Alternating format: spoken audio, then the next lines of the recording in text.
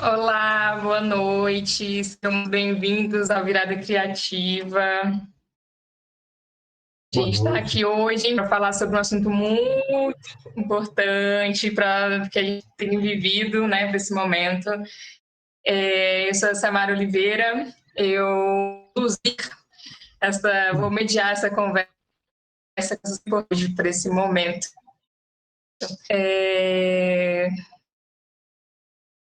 Então, vamos lá, gente. Estou aqui com o Celinho do Batuque, a Betinha, a Dudu, a professor Luciano, Terping e Lara, que vão trazer uns assuntos muito legais aqui para a gente conversar, né? Então, Celinho, você quer começar com a gente, falar um pouco de como essa ferramenta, como a cultura é tão importante para a transformação social, o trabalho que você faz, que de fato é uma transformação muito grande. Conta um pouco para a gente do seu projeto, do que você faz da sua ação. Bom, boa noite, né? Na verdade, eu sou um dos criadores, um criador do grupo cultural Batuquengé, né? Que é um grupo de inclusão social que, através dos tambores, chega nas comunidades e transforma a vida de crianças, de adolescentes, e também dos idosos, né? Que a gente trabalha também com os idosos. Então, na verdade, esse trabalho começou em 1980, quando eu comecei a fazer capoeira, né?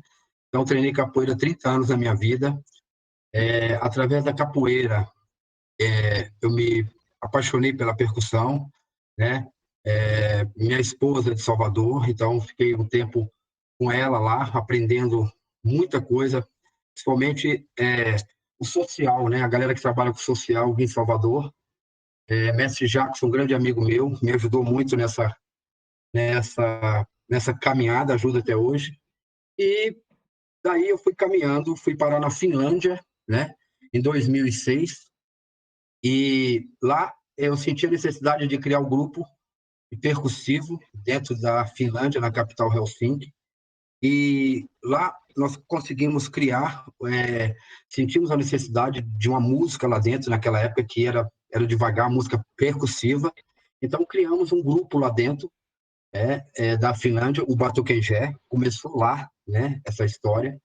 E depois, com o tempo, a gente chegou aqui em Brasília, né? Eu já acompanhava a minha mãe em várias ações dela sociais. Minha mãe foi uma das cabeças ali da Casa de Ismael, né, que fica ali na Asa Norte, o lar de crianças, né, que não tem mãe nem pai e vivem lá até 18 anos de idade. Então, a vida inteira dela foi ali dentro da Casa de Ismael e eu acompanhando para lá, para cá, né? E também na Umbanda, né? Acompanhei ela a vida inteira na Umbanda, até hoje eu frequento e sigo minha religião, né? Bom, e aí a história do Batuquengé veio chegar em Brasília em 2006, né?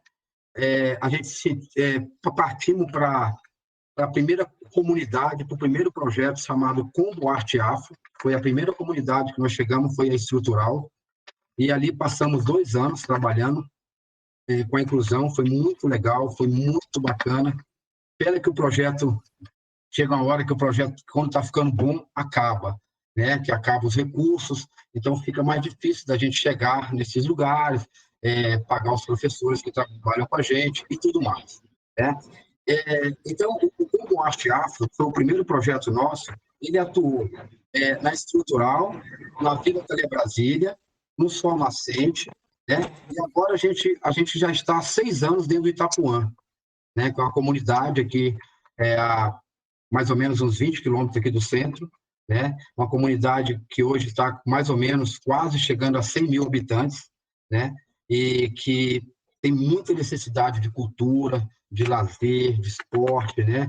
De tudo que é bom, porque lá falta tudo isso, né? A comunidade é muito carente, nós estamos numa área lá chamada Del Lago, é a área, assim, bem nervosa, né, da comunidade, e há 6 anos a gente mudou ali um pouco a comunidade através dos tambores do Batuquengé. Hoje nós temos lá a orquestra percussiva do Batuquengé, Orquestra Percussiva Batuquengé Itapuã. Eles já têm 6 anos, são tudo meninos de 8 a 15 anos de idade. Lindo, lindo, lindo, um trabalho maravilhoso, gratificante, né? Alguns deles já viajaram com a gente para o exterior, para projetos nossos. E temos também lá no Itapuã a Voz dos Tambores, que é uma orquestra com a galera idosa, né? Então, são os vovôs tocando. Então, chama A Voz dos Tambores. É muito bacana o trabalho também, lindo, gratificante, né? A gente vê a transformação da comunidade através dos tambores, né? Ainda mais em Brasília, uma cidade que não tem, assim, tem a cultura funciona, é quente, ferve, tudo, mas a tradição dos tambores de Salvador, da Bahia, aqui, na verdade, é uma cidade que, na verdade, não tinha essa tradição. Muita gente chegou, né, como o nosso amigo aí de Salvador, outros também chegaram aqui e vivem aqui, né, e tal, e trouxeram com eles as suas tradições, e para a gente foi muito bom, para a gente que mora aqui, porque aprendemos também muito com eles, né, e o nosso lema aqui é a arte inclusiva com tambores, né, é incluir as pessoas, né, através dos tambores. Outra coisa que o Batuquengé tem hoje, nós temos uma filial, né, que é no Chile, em 5 cidades chilenas, funcionando com a mesma ideia, a inclusão das pessoas, crianças, jovens, idosos, pessoas com necessidades especiais, né? Nossos ensaios acontecem todo domingo no Parque da Cidade, no estacionamento número 13, né? Onde lá nós atendemos as pessoas com necessidades especiais, síndrome de Down, surdo-mudo, autista, né? Todos eles tocam com a gente, já estão lá há mais de 10 anos com a gente, tocam, coisa mais linda do mundo, vocês estão convidados todos aí, quando quiser chegar e curtir os tambores aí, nós trabalhamos em cima dos ritmos afros brasileiros, os ritmos de Salvador, né? E o carinho é muito grande por esse trabalho, porque o resultado ele vem vindo de acordo com que nós fomos aprimorando mais projetos, mais ideias, né? E também trazendo uma troca com a comunidade, né? A gente, esse ano, com essa pandemia, nós entregamos mais de 1.000 cestas básicas dentro da comunidade, né? E a ideia nossa é uma troca, sabe? Nós estávamos entregando essa cesta básica, mas às vezes uma senhora daquela faz uma costura. Aí a gente, opa, a senhora pode costurar aqui uma roupa para nós, aqui do nosso grupo e tal, uma troca, para a gente não ficar dando. A gente entende que se a gente dá a cesta para todo mundo, chega lá e dá a cesta sem nada em troca, a gente pega, por exemplo, um eletricista. Eu quero uma cesta, poxa, arruma essa luz para a gente faz essa troca com a comunidade, isso está funcionando perfeitamente. A gente não entrega, só fica lá dando cesta, entrega, e a gente não sente aquela energia quando tem a troca, né? Bom, nós já rodamos por vários países. Que incrível, Celinho. E deixa eu te perguntar uma coisa, como é que é essa mediação com a comunidade, assim? Você tem esse contato com a comunidade de combinar essa troca? Como é que isso acontece? Explica isso pra gente. Existe um grupo de WhatsApp? Como é que funciona isso, essa combinação de troca? Sim, a nossa sede fica dentro da comunidade, lá no Itapuã, né? Então, lá nós temos a nossa sede, ela funciona de segunda a sábado, né? Então, o movimento lá é constante, toda hora tem gente chegando, tem gente entrando, saindo, né? E a gente entrega tanto a cesta verde como cesta básica também, mas quando não tem troca, a pessoa não sabe fazer nada, a gente chama a pessoa para o grupo, pergunta o que está precisando, alguma coisa, a gente está sempre querendo ajudar, sabe? Ajudar, e ainda mais essas pessoas que precisam muito, muito, muito da nossa ajuda. Muito, muito. Né?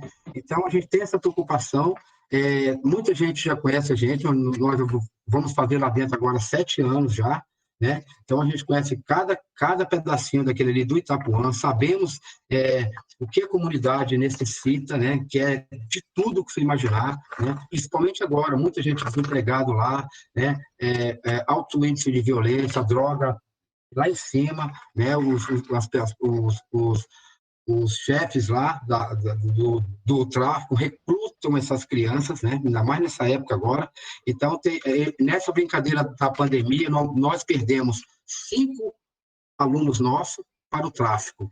né? Então, isso para a gente é a pior coisa, é muito, muito, muito triste para a gente, né? São garotos que começaram com a gente desde criança. Nossa,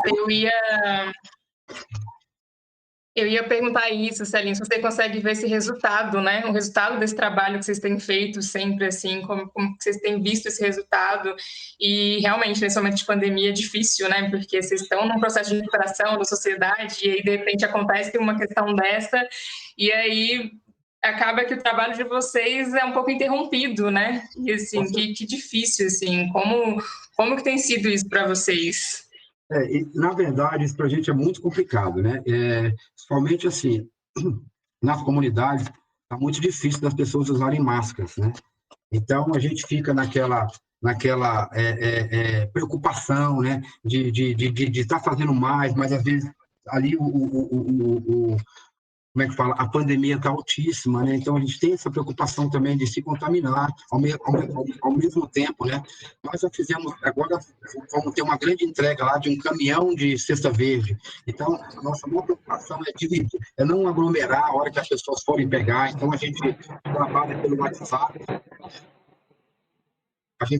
WhatsApp, a gente liga para a pessoa vem buscar no tal horário, para a gente evitar aquela aglomeração, né? Então, o trabalho do Batuquejé dentro da comunidade é totalmente esse, arte inclusiva com tambores. Além da gente fazer o social, que é encaminhar uma pessoa para o CRAS, encaminhar uma pessoa para o médico, para um dentista que a gente conhece, a gente está sempre ajudando, né? Porque lá todos eles precisam de tudo que você imaginar, né? Então, a nossa maior preocupação lá hoje é a fome. Nossa maior preocupação hoje é alimentar essa galera, conseguir apoio que leve alimento para essa galera. Porque a gente já está sentindo isso de 4 meses para cá, de 3 meses para cá, aumentou o desemprego, aumentou a fome e aumentou a violência lá na nossa região. Então, a gente está muito preocupado com isso, né? Estamos buscando apoios, vendo a necessidade de cada um, tentando arrumar, né? E a música ali do lado, né? Os tambores ali do lado, sempre trazendo alegria, dando uma nova cara para eles e tal, mas mesmo assim a gente sente que está todo mundo apavorado, está todo mundo muito triste, né? Mas através dos tambores a gente acredita na transformação, através da música, da percussão, né? Tem garotos que já estão trabalhando com a gente, né? Começaram lá pequeno, mas já trabalham com a gente no Lava Jato, que nós temos também, que é social, uma Lava Jato social, eles trabalham, levam dinheiro para casa deles, as mães que recebem, não é nem eles, né? Conseguimos agora 6 menores aprendizes que vão começar a trabalhar agora na creche da tia Nair, né, que é uma creche aqui do Paranoá. Então, já tem 5 meninos desses que vão entrar como menor aprendiz. Então, a ideia nossa é essa, transformar, sabe? Transformar, e a gente fica muito feliz com isso. E adora também outras pessoas também que fazem isso, da mesma maneira, né? A inclusão através da música, do tambor, né? Que a gente acredita na música e na percussão como transformação.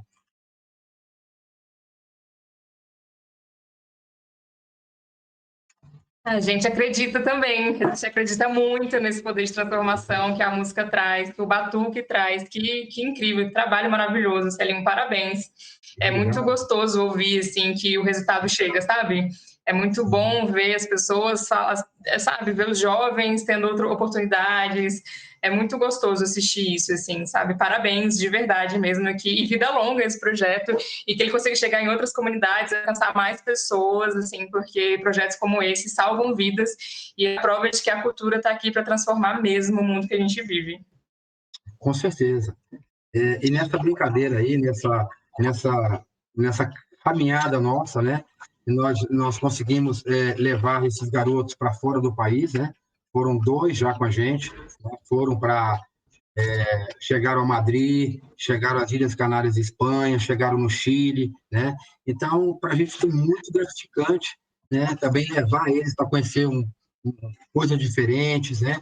E também aprender, né? E ensinar também nessa nossas vidas e vidas, né? A gente vai aprendendo e ensinando também a eles.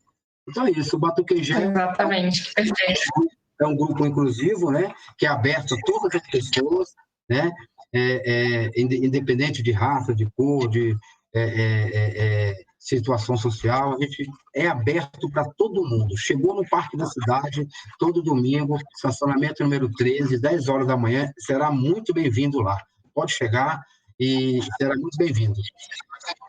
Então, fechou. Todo sábado, né? De máscara, com seu álcool em gel, respeitando ali o distanciamento. Vamos todo mundo batucar. Todo mundo batucar. Que perfeito. Obrigada, Celinho. De nada, obrigado a você. Gente, eu quero continuar no batuque, então eu vou chamar aqui para falar de percussão, para falar do trabalho que essa pessoa faz, que é incrível, a Betinha, do Axé Dudu. Betinha, se apresente, fale um pouco de você, um pouco do seu trabalho e dessa ferramenta que a gente tem, que é a cultura, para transformar a sociedade que a gente vive. Olá, boa noite a todos. Eu sou Elizabeth Sintra, mais conhecida como Betinha. Sou Ietemi Betinha de Oxum, da Corte da Planta Milegi, de Pai Jorge de Oxóssi. Sou maestrina do Grupo Cultural Axé Dudu. Sou professora da Aliança Capoeira. Sou também integrante do coletivo Sambadeiras de Bimba, Filhas de Biloca, de Fernanda Machado, neta de Mestre Bimba. Sou mãe, avó, produtora cultural, ativista. Estou muito feliz de estar aqui hoje. Gratidão pelo convite. E aqui está dividindo com tantas pessoas aqui maravilhosas de nossa cidade. Eu conheço o Celinho do Batuque há muitos anos. Ele que também foi aí uma pessoa, um mestre aí dentro do Axé Dudu. Eu não podia deixar passar sem falar isso, né? E aí, forte abraço, meu amigo, né? Estamos na luta e a luta ela é diária.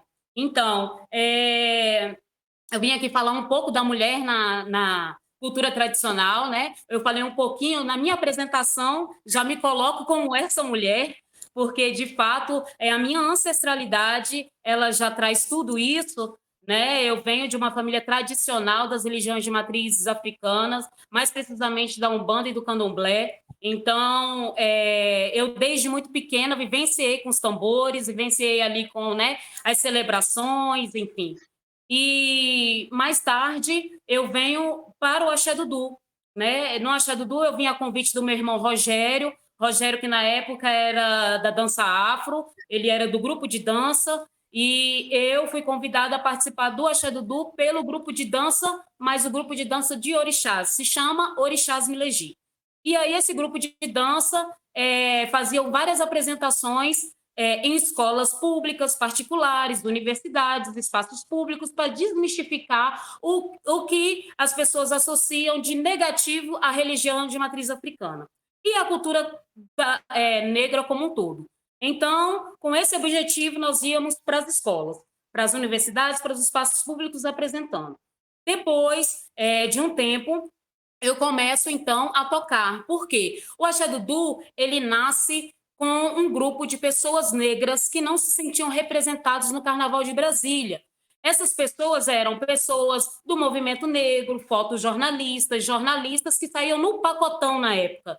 E aí eles, então, criam ali o Grupo Cultural Axé Dudu para ter mais a cara desse povo, né?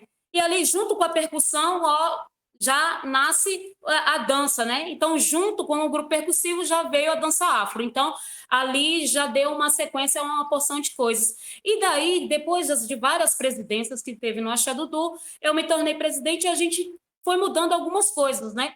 Inclusive, na época que meu irmão chegou, o Rogério, a ser também presidente do Axé Dudu, depois o Luiz Alves. O Luiz Alves, então, na época que se torna presidente do Axé Dudu, me convida para ser maestrina de um grupo que se chama Mona Dudu, que é só um grupo de mulheres na percussão. Na época, foi o primeiro grupo afropercussivo de mulheres no Planalto Central. Tinha a Banda de Dá em Salvador e no Planalto Central surge a Mona Dudu, que é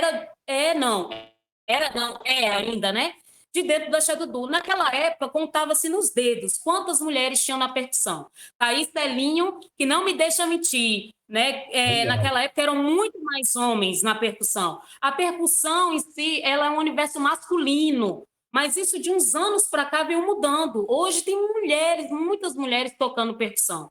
E naquela época eu era uma das poucas que era do grupo percussivo.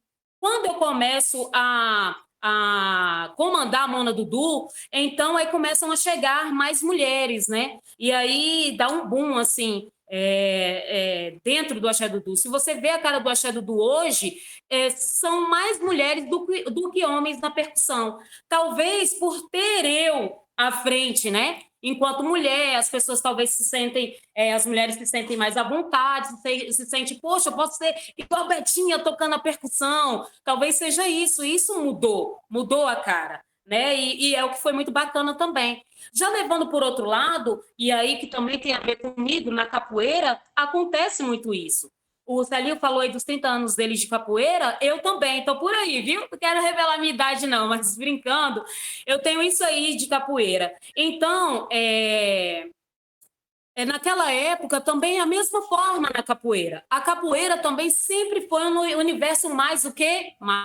Masculino. Então, desde aquela época eu me via, às vezes, sozinha treinando com aquele tanto de homem, né? Contava nos dedos as mulheres que treinavam capoeira, 2, 3, 4, 5 mulheres. Hoje não, hoje você abre as redes sociais, milhares de capoeiristas espalhadas pelo mundo inteiro, né? Então, isso também mudou, o que foi muito bom, né? Eu sou professora de escola pública e particular, né? De capoeira.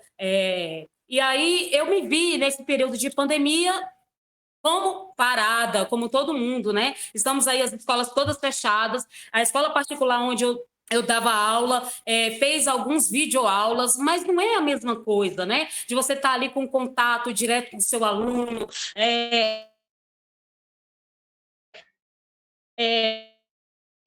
eu não tenho muita praticidade com essas coisas de redes sociais e de ferramentas digitais. Eu tive que aprender, porque eu tive que ajudar minhas filhas de alguma forma com a escola também, né, que são estudantes de escola pública. Então, eu tive que aprender para poder ajudar. Então, isso foi com várias mulheres, várias mães, várias avós, várias tias que têm aí, que cuidam das crianças, né? E que tiveram que aprender também a pandemia. Então, a capoeira eu vi de forma como? Fazendo aula para que aquelas crianças tivessem oportunidade. Mas essa escola particular, as escolas públicas, eu não tive essa oportunidade. Nós não tivemos como fazer isso nesse período, né? Então, de alguma forma, as pessoas que são de escola pública ficou prejudicadas, sim, em vários termos, vamos dizer assim, não só com a poeira, como várias outras atividades oferecidas em escolas públicas, né? E que ficaram apenas com algumas atividades, enfim, de escola de aula, né? E aí eu já venho também, já para outro lado, que também tem a ver comigo, que a Sambadeira de Bimba Filhas de Bota, né? Que é um coletivo de mulheres. Esse Bimba, o grande criador aí da capoeira regional, ele tinha, além da capoeira, o seu grupo de shows. E quando ele ia fazer seu show, Oi, sim,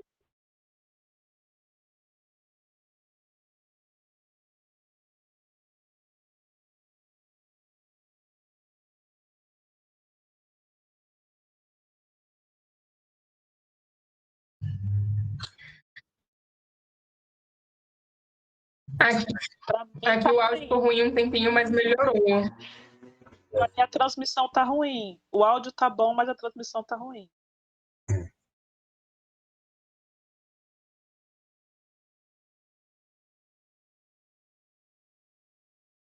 sim.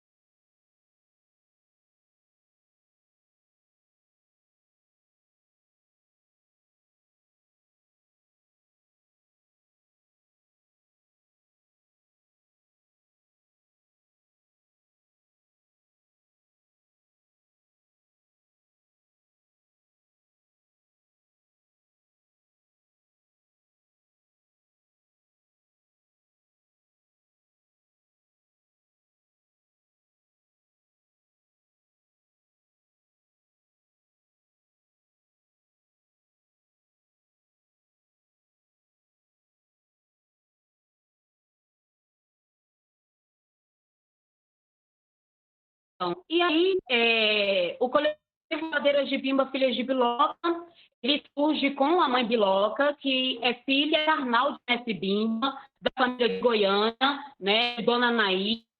Mestre Bimba, ele teve algumas mulheres, né, ele teve Minha Alice e também Dona Anaí. Dona Anaí, ela vem embora para Goiânia, quando o Mestre Bimba vem embora para o Goiás.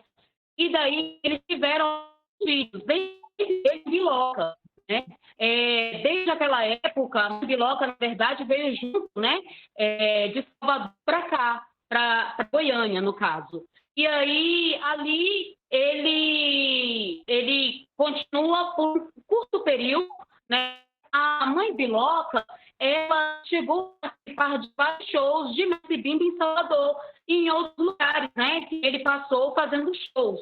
E então, ela, quando está em Goiânia, ela em casa e tem filhos, né? Uma delas é Fernanda Machado, que é a nossa atual, né, presidente do coletivo de Filhas de Biloca. E aí ela veio para Brasília, está há 10 anos já em Brasília, e aí funda o grupo junto com a mãe. Mas a mãe Biloca fazia várias atividades no Brasil e no mundo. Ela era convidada para poder ir, né? Ela era convidada para ensinar a forma da família, né? A função tradicional da família. Então, surge a Madeiras de Bimba, que é muito, muito legal, né? E essas atividades, né? A Fernanda fez várias lives durante esse período de pandemia. Ela falou que, na verdade, nós não podemos aglomerar pessoalmente, mas podemos aglomerar nas redes sociais. E aí foi isso que fizemos, né? Temos feito de forma tudo virtual, até que a gente possa realmente fazer as nossas atividades de forma presencial. E aí eu queria ressaltar poucos minutos para finalizar, mas o Axé Dudu acontece em Taguatinga e também no Sol Pessoa há alguns anos, atividades abertas à comunidade, capoeira, percussão, dança afro, costura, adereço afro, tudo aberto à comunidade de forma gratuita. Nós não temos nenhum recurso assim, governamental, nosso dinheiro do bolso, apresentações quando caixa, a gente guarda de caixa, a própria comunidade, ela vive e faz, né? E é o que a gente tem feito. Muito amor pela comunidade e quando tem recurso, a gente investe na comunidade também. Sempre retorna de forma muito favorável, né? E eu acredito que também somos tudo de transformação, tanto a capoeira como a percussão, tambores, a dança, né? O samba de roda. E é isso. Agradeço demais. Muito, muito obrigada. Desculpe, eu estou na chácara, a transmissão deve estar não tão boa. É um pouco da minha energia e um pouco do que eu queria falar. Gratidão.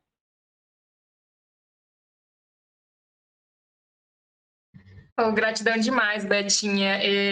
Uma das coisas que você falou, agora nessas últimas falas, a gente teve um pouco de dificuldade de te ouvir, porque, né, a tecnologia, às vezes, dá esse problema para a gente. E uma das coisas que você falou foi isso, nessa quarentena a gente teve que se reinventar, né? Para o bem ou para o mal, a cultura ela precisou se reinventar para continuar existindo e para continuar transformando o meio que a gente vive. Então, é isso. Assim, a transformação já começou de dentro da gente, porque a gente teve que começar a aprender a lidar com tecnologia, com webcam, com áudio, tudo isso. Assim. Então, a prova de que a gente está lutando para não deixar nada ser um obstáculo muito grande, assim, né? Nada vai impedir que a gente transforme a nossa sociedade por meio da cultura, assim, e você tem feito isso lindamente, revolucionária, né?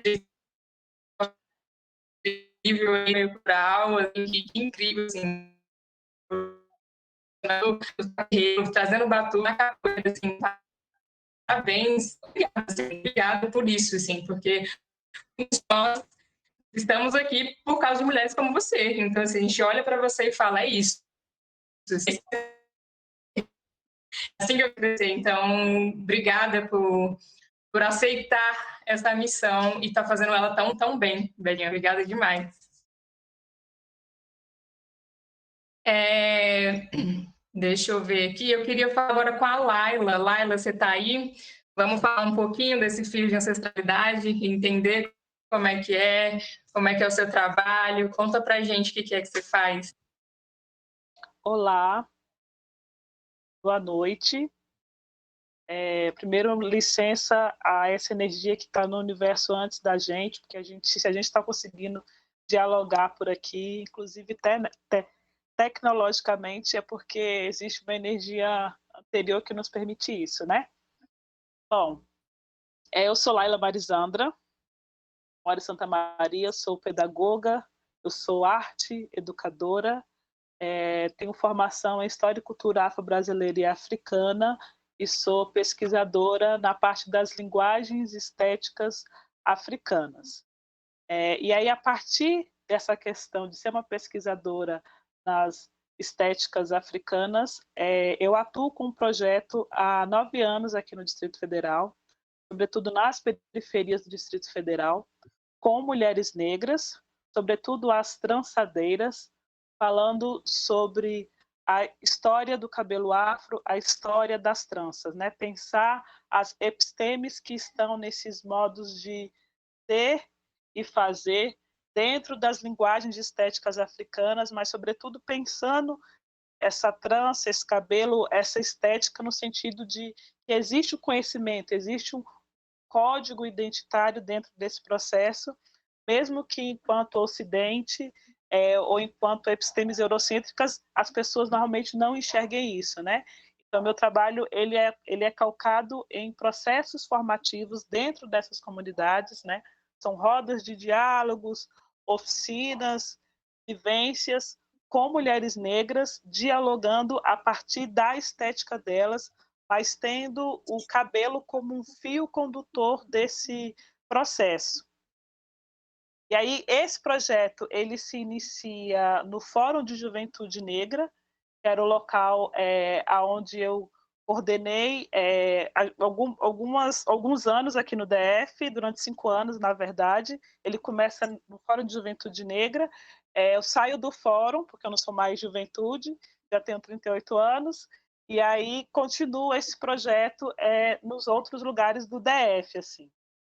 E aí, pensando nesse processo da pandemia, eu também tive que reinventá-lo, né? Pensar ele virtualmente, mas pensando, sobretudo, como é que eu conseguiria fazer esse processo formativo com as mulheres que trançam, assim, né? Que é normalmente o meu público-alvo. Não só elas, mas sobretudo elas, né? Delas entenderem que são elas que dão essa continuidade desse processo identitário, né? Se não são essas mulheres para dar continuidade, a gente não tem história. Mas essas mulheres, elas também precisam compreender o que é isso que elas fazem, né? Que não é o trançar pelo trançar, né? O que existe nesse trançar? Com quem elas aprendem, para quem que elas passam, né? E aí, no momento, por exemplo, que está existindo aí cursos de trança para tudo quanto é lugar, e aí é entender que, claro que essas mulheres elas também precisam de dinheiro, é óbvio, e que a trança também é uma ferramenta nesse processo de pensar o empreendedorismo negro, mas como é que a gente também consegue, pensando nesses processos de negociação e de guardar esse resgate identitário, como é que a gente consegue subverter o que o capitalismo nos traz, assim, né? Porque aí, de repente, as pessoas visualizam isso enquanto moda, é moda, tá todo mundo usando, todo mundo pode usar. Como é que é isso, assim, né?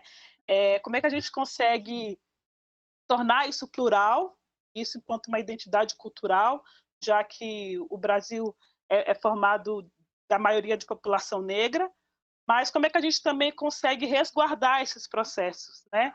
Dentro da estética, né? Antes de mim falaram sobre a questão da música, né? A gente sabe que a música também existe uma estética musical quando a gente fala de africanidade, quando a gente fala da questão afro-brasileira, né? E aí a ideia é pensar esses códigos identitários dentro do cabelo, mas que também dialoga com a matemática, por exemplo, quando a gente pensa em etnomatemática. Isso também dialoga com geografia, porque a gente está falando que existe uma trança que é Nagô, e é por isso que eu dei o nome aí de tranças em verbos Nagô. A gente precisa entender o que é esse Nagô, né? Quais são os povos Nagô, que foram a maioria dos povos que vieram para o Brasil, né? Bantus, Nagô. E aí, quando a gente começa a contar a história da trança e começa a entender também a história desses povos, você começa a entender as coisas não estão soltas, elas não estão aleatórias, assim, né? Então, no final das contas, é as pessoas entenderem que, quando a gente fala de estética afro, quando a gente fala de africanidade, a gente está falando de epistemologia, a gente está falando de conhecimento. Esse tipo de conhecimento ele precisa ser resgatado.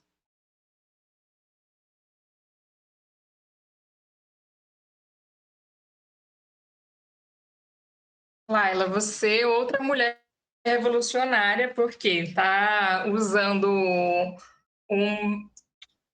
acho que uma das coisas que de mais vaidade da mulher, assim, eu acho que por que não dizer dos homens também, para trazer, para desconstruir um padrão de beleza imposto e para reconstruir autoestimas baseadas na ancestralidade. E assim, e que louco que os fios que você trabalha estão fazendo fio condutor dessa conversa, porque a gente está falando aqui de religiões e de culturas de matriz africana, e isso tem tudo a ver com a estética, né? A estética está muito ligada a tudo isso, assim. Então, que trabalho incrível, assim. Eu queria perguntar para você, Laila, se você sente que hoje as jovens, as mulheres mais jovens, né, as adolescentes, crianças negras, se você sente que elas já estão mais abertas a se aceitarem, né, aceitarem a estética negra, aceitarem o cabelo delas como ele realmente é, assim. Você sente nesse tempo de trabalho que você tem, você sente que existiu essa evolução? Olha, eu penso que sim. Até porque é isso, assim, quando se a gente para pensar, né, por exemplo, na história do movimento negro, a gente sabe que, por exemplo, nos anos 60, o movimento Black Beautiful, né, então essa questão, por exemplo, da estética é algo que já está sendo falado há muito tempo, assim, né, e o meu trabalho, ele reitera, né, esse processo.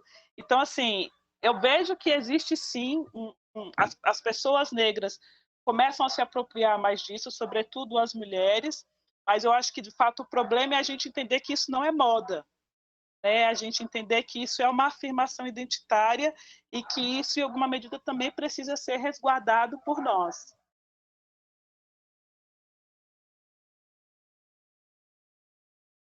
Perfeito, perfeito, Laila. É um movimento de afirmação mesmo, né? Que é isso. Isso nasce e tem que ser repassado, né? Essa ancestralidade ela tem que ser repassada, assim. Parabéns, que trabalho incrível. Trabalho incrível. Obrigada por dividir com a gente.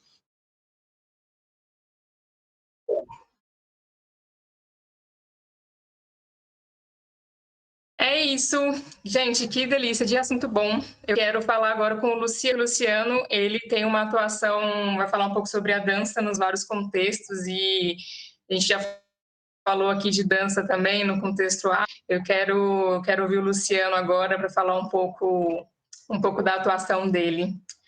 Luciano, você está por aí?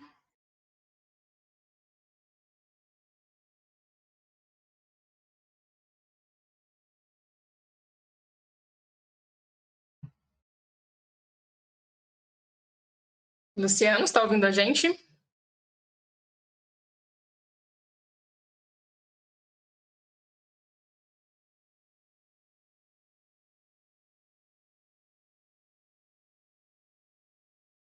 O Luciano não está respondendo. Então, vamos falar um pouco da sua trajetória aí na cultura, ouvir um pouco o que você tem a dizer.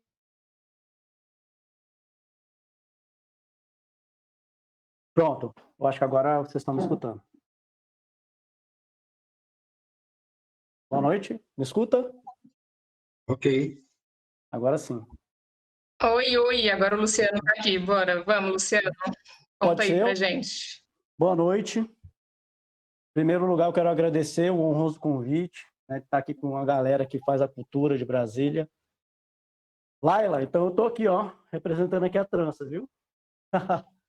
Minha trança aqui também, saber a história da trança.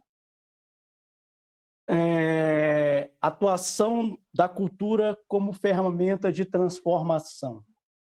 Eu sou um testemunho vivo disso, eu tive minha vida transformada, principalmente pela dança, e vim aqui falar da contextualização da dança em vários conceitos. É um assunto aqui que dá para falar, que eu acho que umas 2 horas. Me controlem aqui, por favor, são 19h57, para eu não passar do tempo. Quando eu vou dar aula de dança, eu me apresentar, né? Eu me chamo Luciano, o pessoal me chama de professor Luciano, mas me chama de professor Luciano não é soberba, não, é porque desde os 21 anos de idade, eu abri uma academia e o pessoal começou a me chamar de professor Luciano e ficou professor Luciano, né? E assim, como eu dou aula até hoje, o pessoal me chama de professor Luciano. Sou esposo da Daniela, sou pai do Luan, amo a dança. Eu tenho um projeto de dança no Núcleo Bandeirante desde 2007. Sou formado em Educação Física também e na Faculdade de Dança. E quando eu vou dar aula de dança, a primeira coisa que eu pergunto para o pessoal é assim, o que é dança? Precisa ter música para se dançar? Precisa ter movimento para se dançar? Para se dançar, essa dança precisa ser coreografada? Eu não vou responder, não. Fiquem pensando aí, imaginando o que é dança para vocês.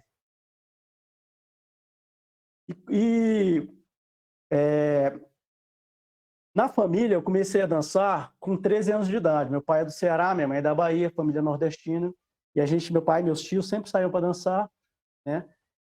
Quando eu visitava a cidade do meu pai, que é no interior do Ceará, chamada Pereiro, sempre eu morrendo de vergonha, as meninas, vamos dançar. Eu falei, não sei dançar. As meninas me pegavam de qualquer jeito e eu dançava lá de qualquer jeito também. O forró e o bolero, né? E assim a dança iniciou na minha vida. E quando eu comecei a me envolver com a dança, eu comecei a me deparar com um preconceito da minha família, dos meus amigos. Minha mãe fala assim, isso não é profissão não, você não trabalha, você dá aula de dança, isso é profissão? Né? E o pessoal pergunta assim, dança é só para mulher? Homem não pode rebolar? Esse tipo de preconceito. Então, a dança, a gente vê que a dança ela pode ter vários, vamos contextualizar, né? Vários contextos. Ela pode ser religiosa, ela pode ser clássica, pode ser uma dança de elite, pode ser uma dança da periferia, né? Do gueto, do povo, pode ser uma dança moderna, uma dança contemporânea, uma dança social, pode ser uma dança que apresenta no palco, né? Um espetáculo, pode ser uma dança fitness na academia, que o pessoal vai lá para malhar, né? Para tentar emagrecer ou melhorar os níveis de estresse. E eu fiz um curso com o Jaime Rocha, ele falou assim, a arte é uma coisa supérflua, né? Se não tivesse música, a gente viveria sem música, se não tivesse o cinema, a gente viveria sem cinema, acho que viveria mal, né? Mas ele fala assim, e ele fala que da dança, entre as artes supérfluas, ela é a mais preciosa. Imagina um mundo sem dança, como seria, né? Então eu pergunto de novo, o que é dança? Provavelmente a dança é a mais antiga das artes. Antes do homem aprender a escrever, antes do homem aprender a falar, com certeza ele aprendeu a dançar. Isso o pessoal sabe porque descobriu nas artes, nos desenhos rupestres.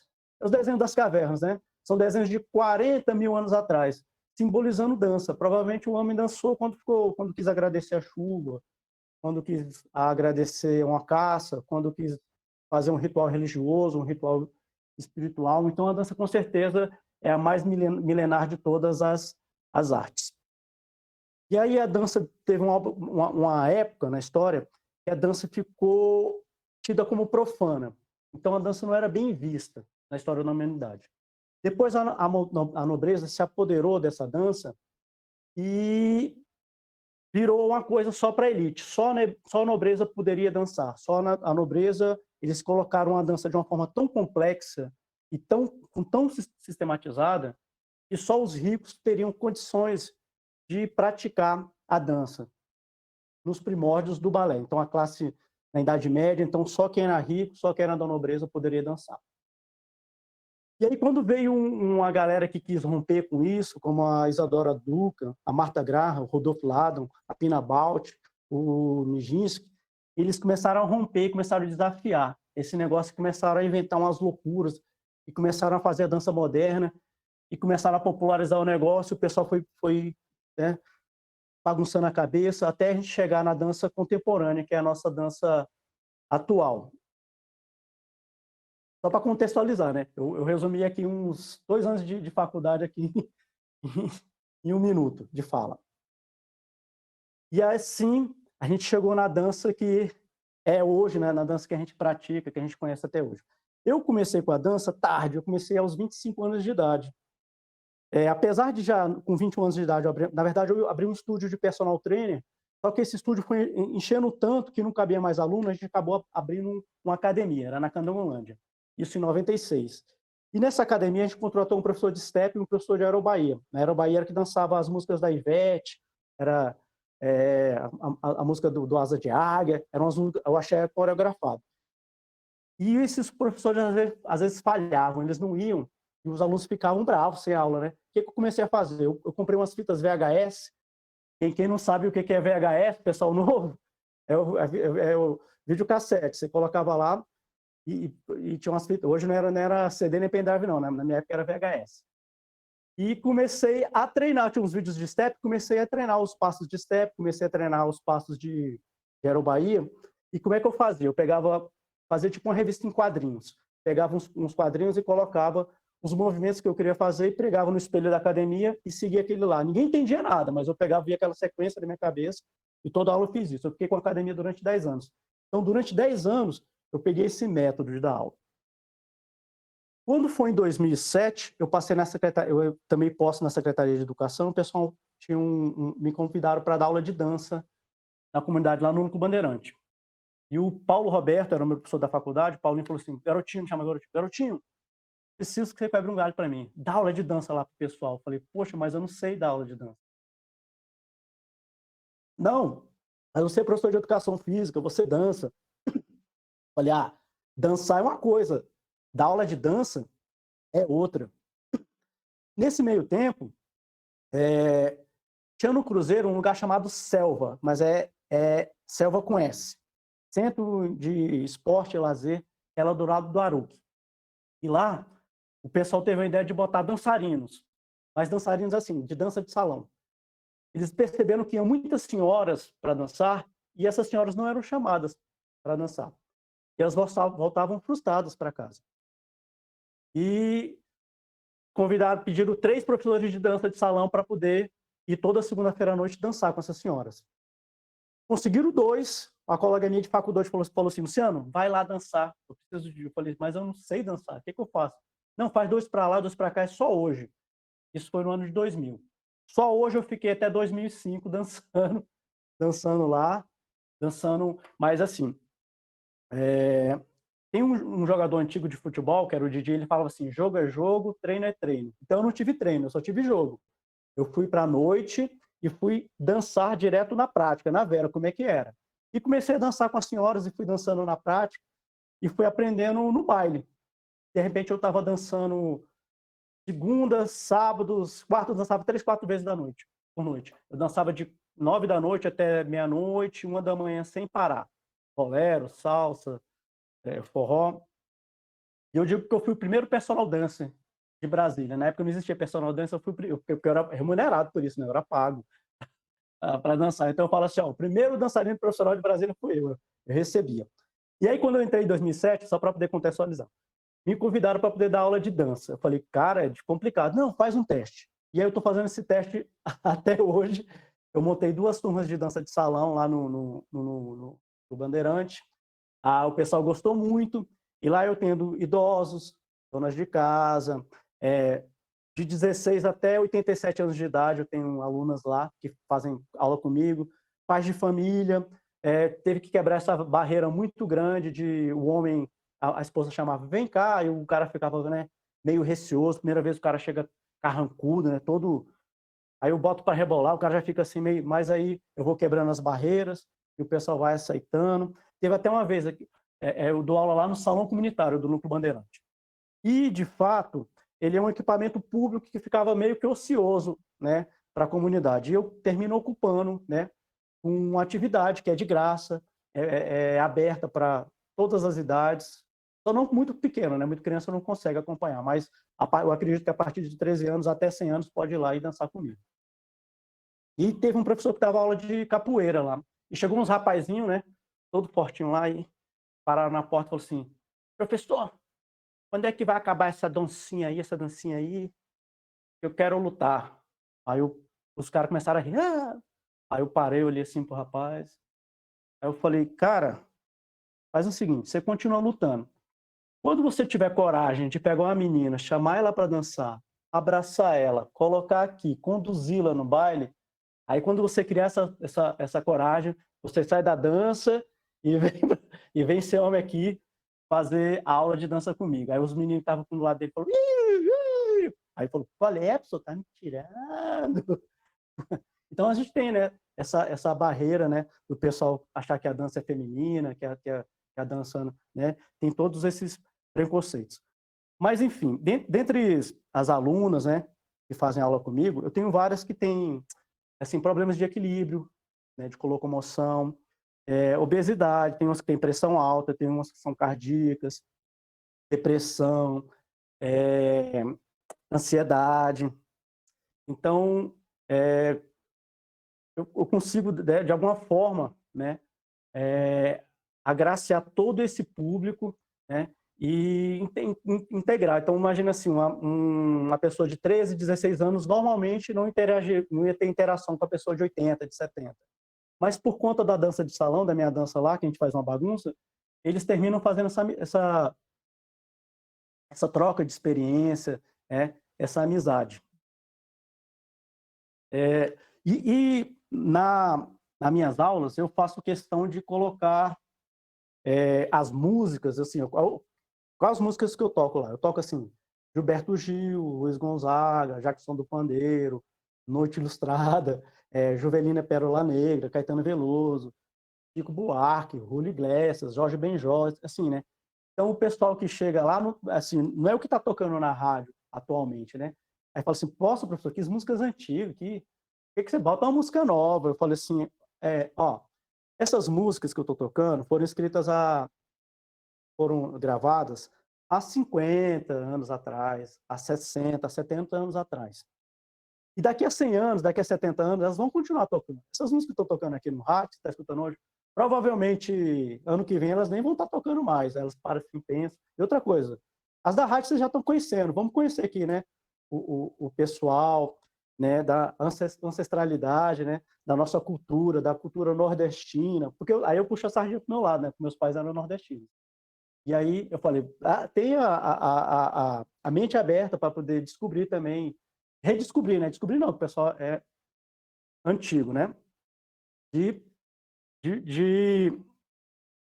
praticar esses cantores, essas músicas.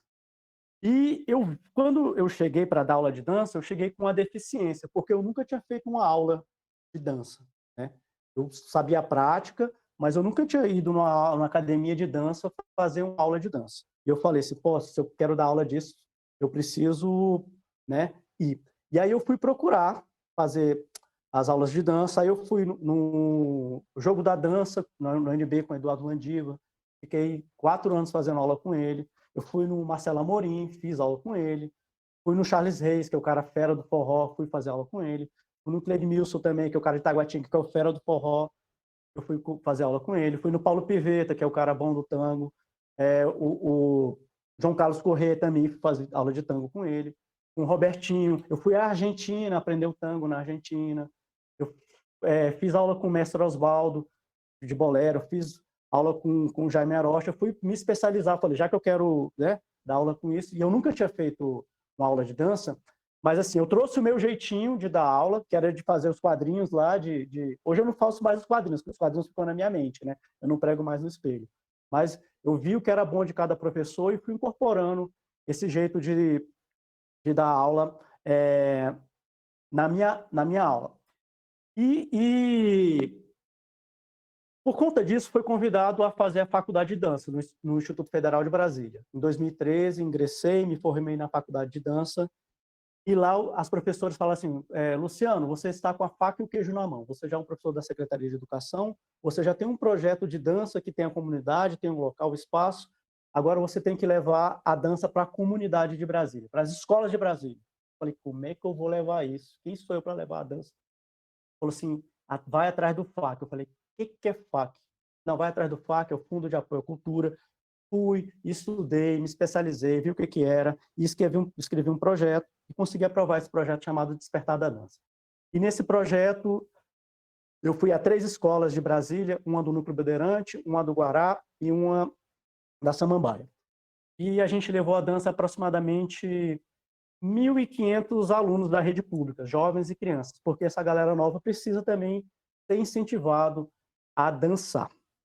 E também eu falei assim, então, mas também não adianta só incentivar as crianças se os professores não darem continuidade a esse projeto.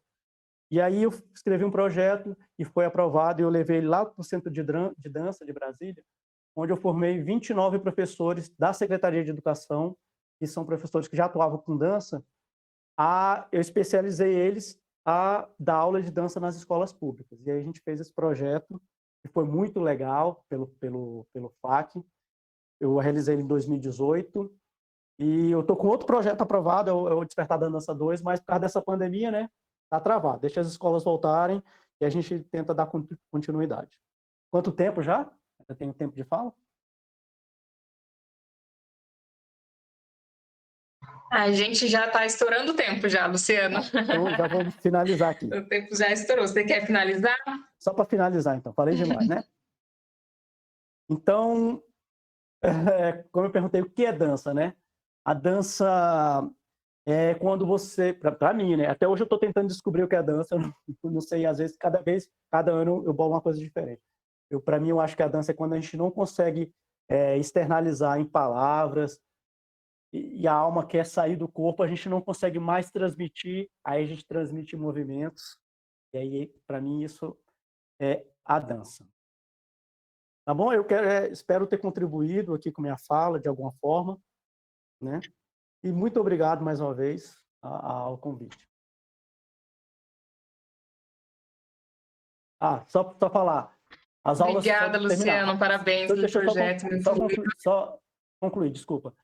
As aulas continuam, são de graça, acontece toda segunda, quarta e sexta no Salão Comunitário do Núcleo do Bandeirante, é aberto para todo mundo. No momento não está tendo por causa da pandemia, eu estou gravando as aulas em vídeo. Se alguém quiser ver, vai no Instagram, Professor Luciano Lopes, ou no Facebook, Professor Luciano Lopes, ou no YouTube, Professor Luciano Lopes, que eu fiz uns vídeos lá, e você vai dançando em casa, tá bom? Quando terminar a pandemia, a gente volta lá no Salão Comunitário. Obrigada, Luciano. Mais um tempo de tentar ir para o e-mail online para conseguir continuar transformando vidas por meio da cultura. Primeiro para o dancer, e também aí transformando a sociedade, trazendo os homens para a dança, né? Porque ainda existe muito preconceito aí masculino nesse meio, mas a gente vai conseguir desmistificar isso aí. Esse é o nosso trabalho. Deixa eu falar mais 20 segundos. Você permite? Aí já vai me cortar, já. Aí a minha produção já não me permite. Mas é uma coisa tão importante. Estou contadinho aqui. E eu preciso puxar aqui o Mr. Pingo aqui, tá bom? Tá bom, então. Obrigada, Luciano, pela participação.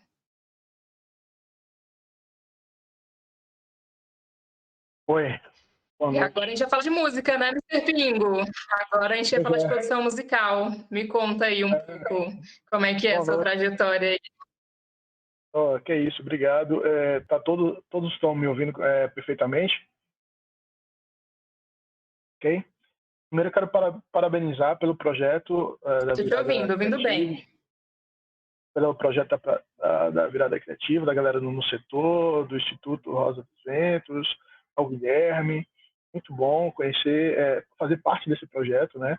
E também já quero parabenizar esse tripé, vou chamar agora de tão maravilhoso e tão representativo, que o Celinho e que a Laila e a Elizabeth traz, é a Betinha, trazendo esse enriquecimento das nossas culturas, dos nossos ancestrais, assim, e também o Luciano, lógico, como ele mesmo falou, como a dança é algo tão rico desde o primórdio da criação, né, desse homem nessa terra. Eu acredito que o homem já, das primeiras coisas que ele pôde se manifestar agradecendo ao universo foi através de uma dança, através de uma música, através de um batuque. E assim, eu sou muito suspeito para falar sobre batuque, né, porque sobre tranças, sobre penteados, sobre ancestralidade, porque foi a minha vida toda, né? Dentro de Salvador, nascido e criado em Salvador, neto de um quilombola, meu querido bisavô, seu Pedro Mangaba, conhecido como Pedro Mangaba, que conquistou aquele quilombo onde nasceu o meu avô, seu Joaquim, onde eu devo toda a minha riqueza de música, de africanidade através dele, das minhas tias também, minhas tias avós, onde eu aprendi a ver a tudo e a todos de forma igual por igual, sabe? Onde inclusive, eu estou indo a Salvador segunda-feira, eu tenho que ir a Salvador pelo menos uma vez no ano, né? Pedir a benção amanhã, lá comer um acarajé, olhar o mar, né? Mas a gente que é nascido e criado lá, então eu sempre, todo ano que eu posso, eu vou.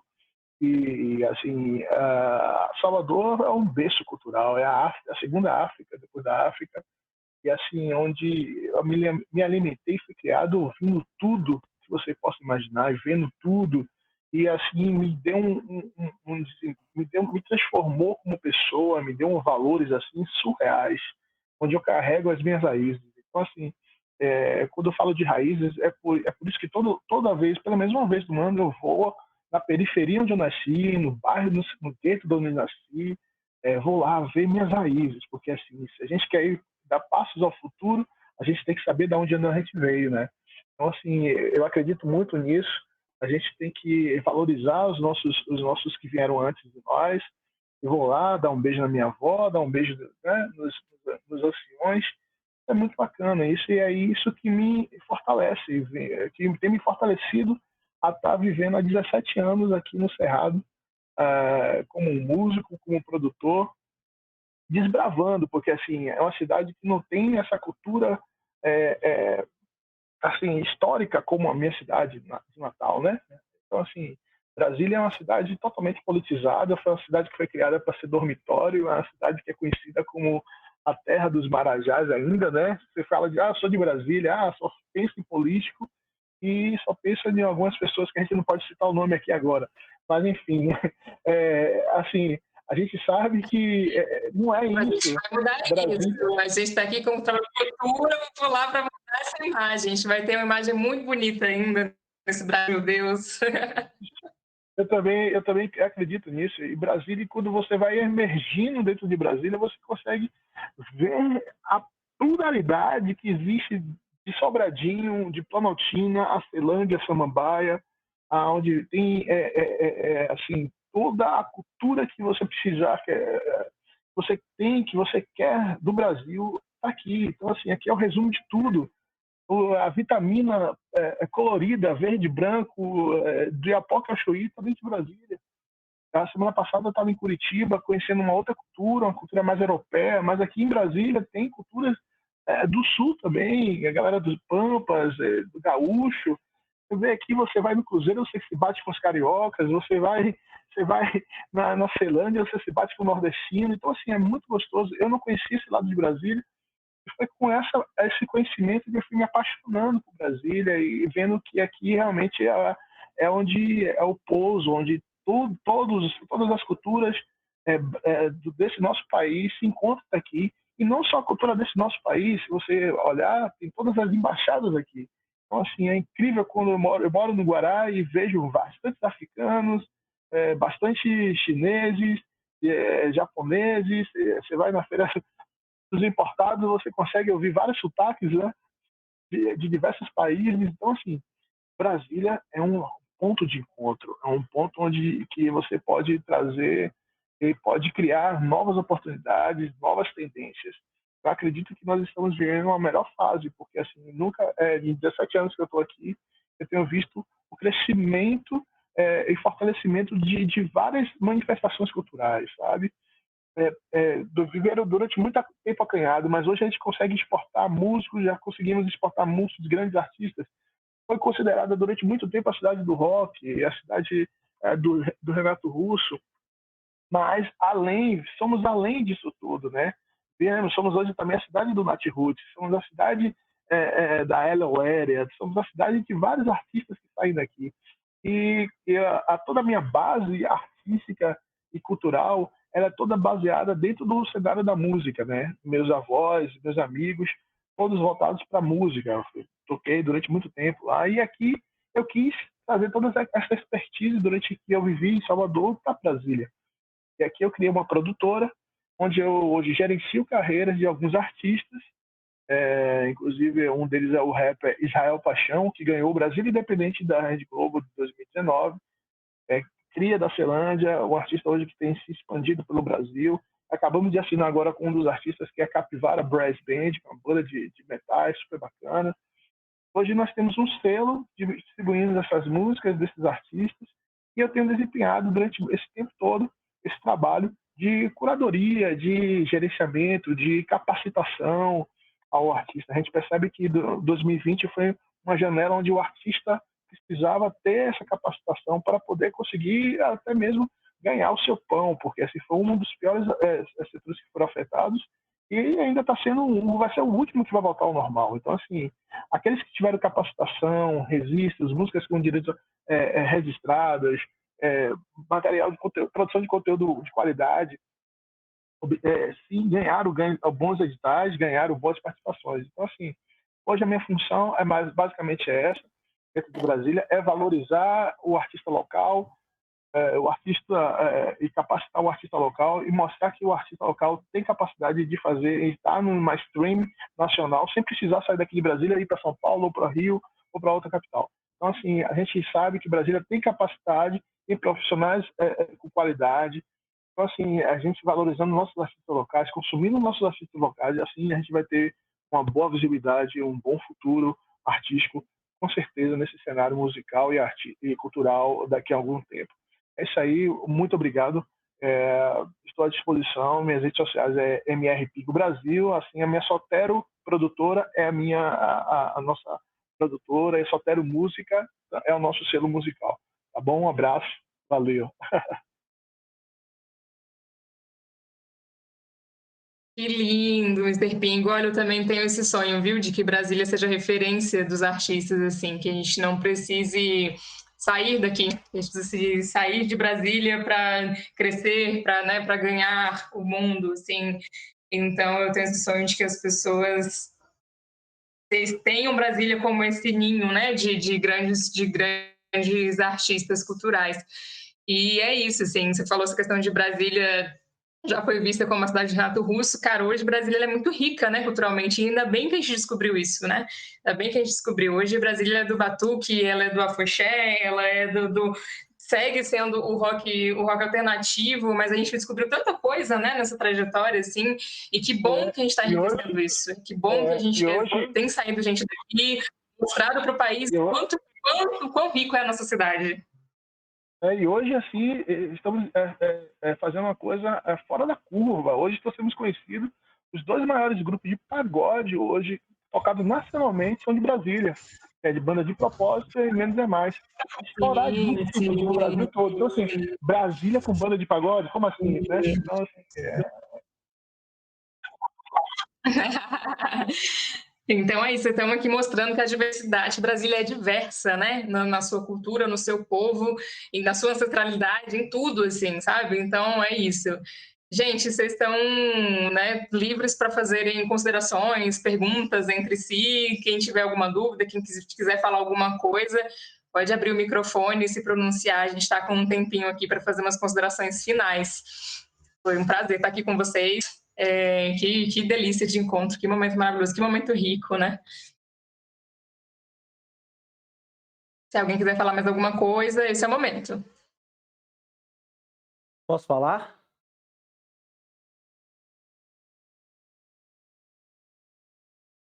Me escuta? Alguém? É o Luciano. Só concluir a minha fala, que quando eu estava falando sobre transformação, estou ouvindo. Faltou só a fala final. Assim, eu poderia falar que tem alunos comigo que perdem 3 quilos, perdem 10 quilos, mas isso eu acho que não é tão relevante. Eu tenho alunos que, por conta do meu projeto, elas falam assim, professor, é a primeira vez que eu fui no teatro, foi contigo. A primeira vez que eu levo elas para passeio, né? A primeira vez que eu fui no cinema, foi contigo. A primeira vez que eu fui na Floresta Nacional, foi contigo. Então, são relatos incríveis. Mas tem um, assim, que sempre me emociona muito. Eu tive uma aluna que ela sofreu um acidente de moto e ela teve um braço amputado. E a cunhada dela fazia aula comigo de dança e falou assim, professor, chama ela para fazer aula de dança. A gente chamava, mas ela ficou muito relutante. Ela ficou uns meses relutante. E quando ela recuperou, né, do acidente dela, ela começou a fazer... Primeiro, ela foi um mês só assistindo a aula. Ela não fazia nada. Ela ficava sentadinha lá vendo a aula de dança. Até que eu chamei um dia, ela veio, fez a aula comigo e ela foi começando a fazer. E ela ficou 3 anos fazendo aula comigo. Hoje ela mudou de Brasília e ela não faz mais, mas ela fez 3 anos. E aí, um momento ela falou assim, professor, eu pensei várias vezes em tirar minha vida. Eu só não tirei por causa, eu até me emociono, por causa da sua aula de dança.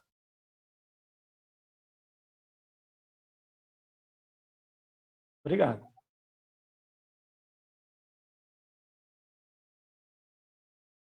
É isso que a gente faz, né? A gente transforma vidas com esse trabalho que a gente topou fazer, apesar dos grandes obstáculos que a gente tem, apesar de estar vivendo um momento tão delicado em que algumas pessoas, né, não levam em consideração o nosso trabalho, e a nossa riqueza está nos detalhes, né? Porque é isso, assim, a gente salva vidas e ninguém nem vê a gente salvando vidas, então, bonito que a gente faz aqui.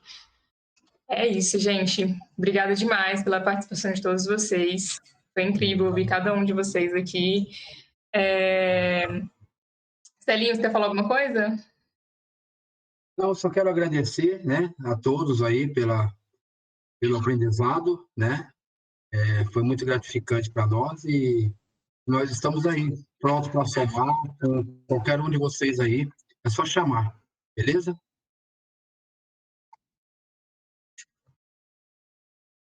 Obrigada. Posso falar aqui rapidinho, ouvindo todos os colegas, né?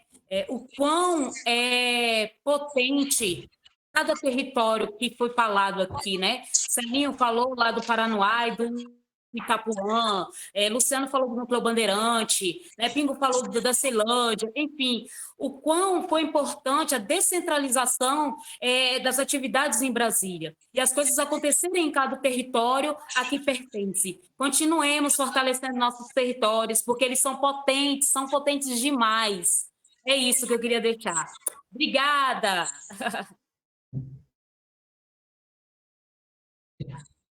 Oi, estão me ouvindo? Laila? Sim. Tá. Diante do último relato, eu só queria dizer que é muito disso, assim, né? A cultura, ela salva. A gente está numa conjuntura muito difícil para a área da cultura, mas foi, inclusive, a cultura que, em alguma medida, veio a essa pandemia e virtualmente também nos salvou, assim, né? As lives, como os artistas se readaptaram a esse Exatamente. processo. Então, assim, acho que é uma resposta, inclusive, importante, né? Politicamente, enfim, e tudo que cada um trouxe, né? Pensar nesse mosaico cultural que é Brasília, que são as periferias e que é o Brasil, assim, né? De fato, a cultura salva. Muito obrigada e boa noite para todo mundo.